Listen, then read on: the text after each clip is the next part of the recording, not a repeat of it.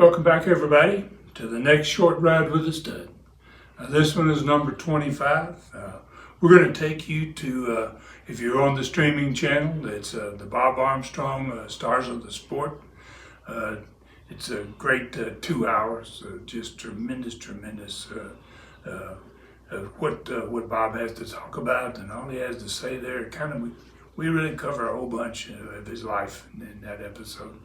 So what we're going to do here is we're going to give you a segment that's going to start with basically we're going back to the match in which I wrestled Ric Flair and Bob was the special referee and he turned heel on me. And we're going to give you about 6 minutes, maybe close to 7 minutes.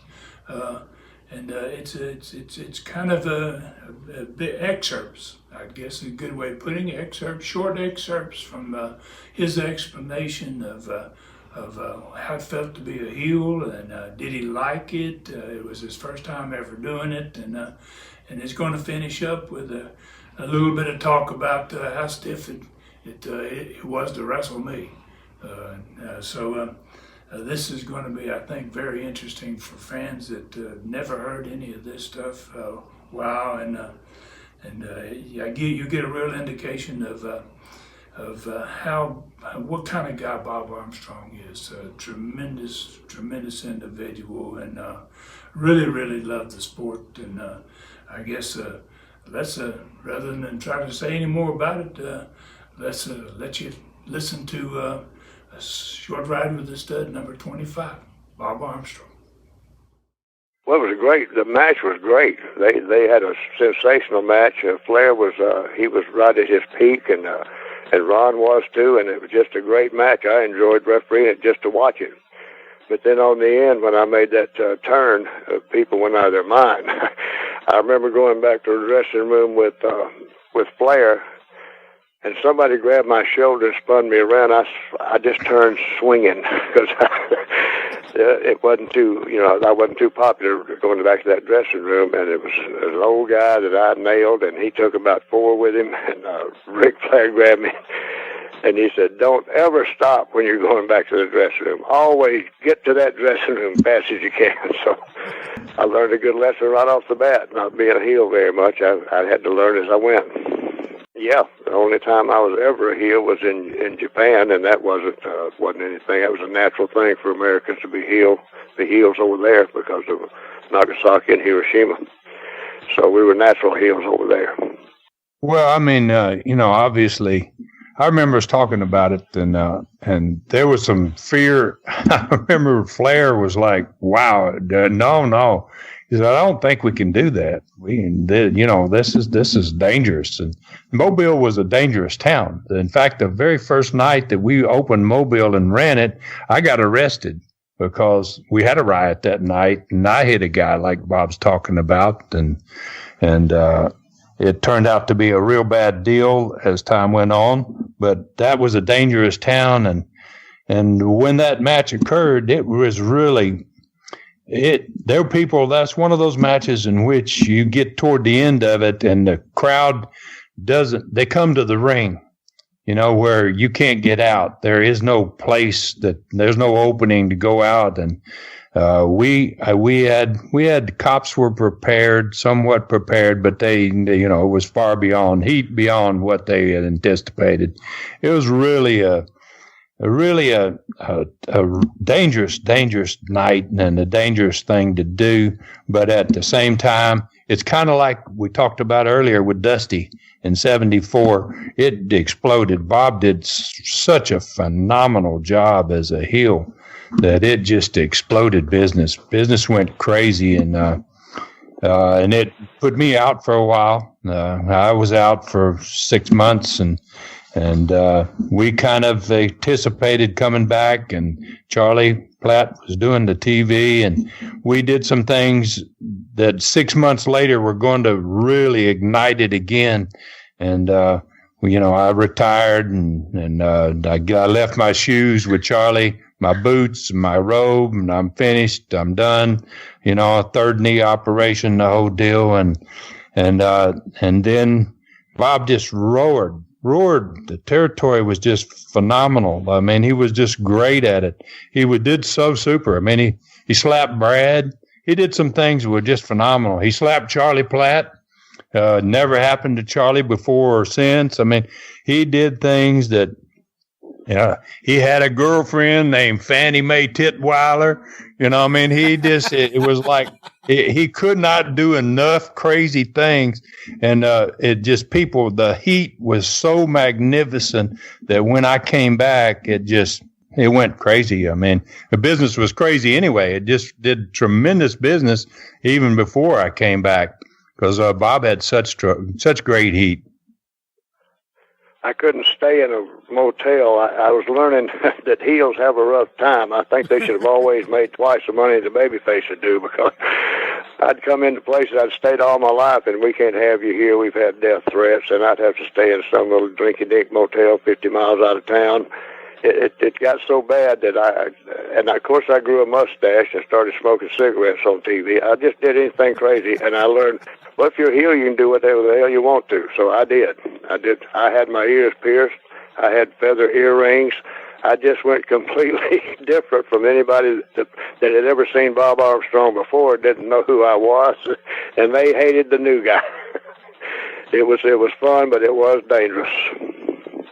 Yeah, and the Deep South down there where we're talking about, these fans really were into it, and they believed, and it was a riotous type of danger every night, and he had such extreme heat after we did this thing, and also what we did is we created a feud that was going to run for 5 or 6 years, because Bob had all these young boys that were sons that were going to start wrestling, and that's all fell in that same time frame.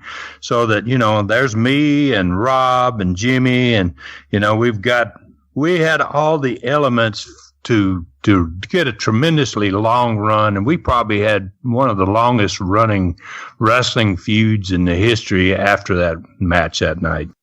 Well, I really got into it. I really enjoyed it, because all my life I'd been a baby face, and I learned as a heel, like I said, you could just do whatever you want. So I did it. I did anything I felt was crazy enough to be completely opposite from what I was, and it just seemed to work really good. And I just learned as I went along, and it had such a good start with that angle we did with Flair and Mobile. In fact, they had to get some policemen would come by every night and escort me to the ring and back. And I'll never forget one night. I never say anything to any of the fans, but I'd had a pretty rough match, and I'd taken a few bumps, and I was sore. And as I got close to the dressing room, a guy from about 3 tiers up started yelling at me personal stuff, and I just turned around and yelled some really stuff back at him. Well, he dove over the cops onto my back, and I almost got to the floor, but I found part of his shirt, and I whipped him down under me. And I was pounding him as hard as I could, and the cops were trying to get me off of him and keep the fans back. And the guy kept hitting me between the legs real hard. But he wasn't hitting anything that was hurting bad so far. So when they got the guy up and got us separated, the guy threw something over in this crowd. Well, it turned out to be a switchblade. Our Rick Stewart went and got it. It was a switchblade. And if he'd have got that switchblade open, he never got the knife out. I was pounding him. He couldn't get the switch. It was a blade to open, or I probably wouldn't be here today.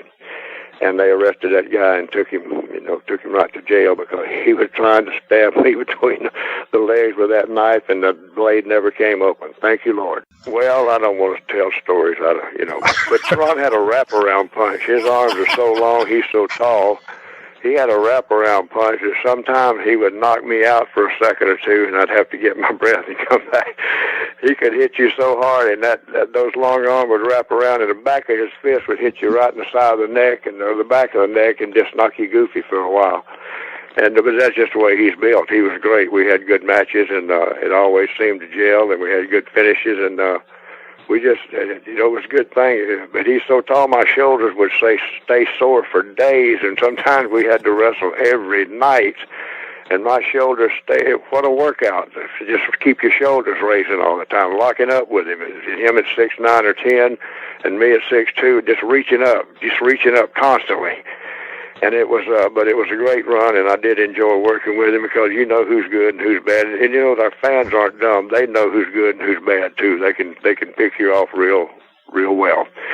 And they knew there were two guys in there that knew what they were doing, and they enjoyed our matches, and I enjoyed our matches. I certainly did. Yes, Bob and I had a great time doing this program. Wow, it was really a lot of fun. And as you can tell at the end of it, we both get a laugh out of, just how stiff I used to be back in the day. And really great. Wow, and the fact that Bob is no longer with us makes this just so important and historical for all of the sport. Anybody that wants to use it is going to find that it tells a whole lot about the kind of man that Bob Armstrong was and what we were doing back in those days, which was pretty groundbreaking, to be quite honest with you. And I want to thank everybody for your continued support up there on YouTube, and our numbers are really good. I know that everybody's liking these and they're enjoying these, and like I say, the short ride is here on YouTube, but the long ride is over there on ClassicContinentalWrestling.com, the streaming channel. It has the whole to our 2 hours, and it is just a loaded 2 hours with unimaginable stuff. I mean, it's amazing what all we cover in that 2 hour period of time.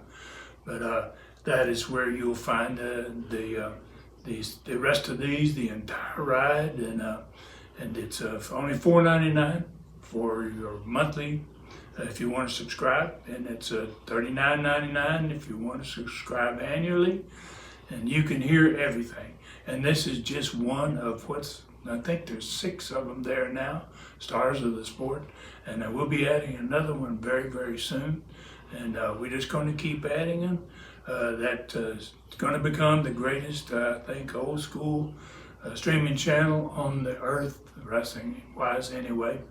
And so we're going to keep doing what we do, and we're going to bring you another one.